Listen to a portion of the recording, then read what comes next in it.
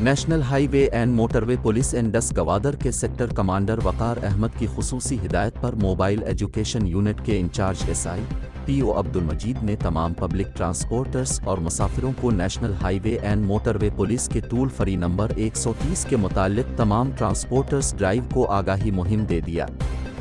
इनका का कहना था कि किसी भी इमरजेंसी की सूरत में टोल फ्री नंबर 130 पर कॉल करें और मोटरवे पुलिस के जवान मौके पर पहुंचकर किसी भी किस्म की मदद करेंगे।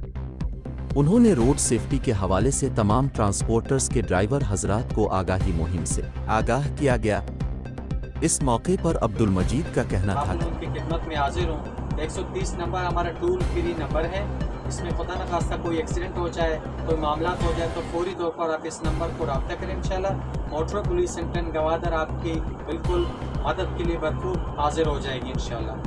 और बाकी ये कि और यहाँ बस के सामने भी है, इसको फिर चस्पा किया हुआ है, ट्रांसपोर्ट में भी लगाया हुआ है ताकि आप लोगों के लिए आसानी हो।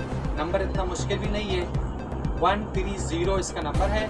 इसको नोट करके इंशाल्लाह अपने पास सेव कर लें और जब भी कोई हादसा हो जाए इसको आप यूज़ कर सकते हैं और इंशाल्लाह आप लोग के लिए मदद के लिए हर वक्त हाजिर हैं इंशाल्लाह।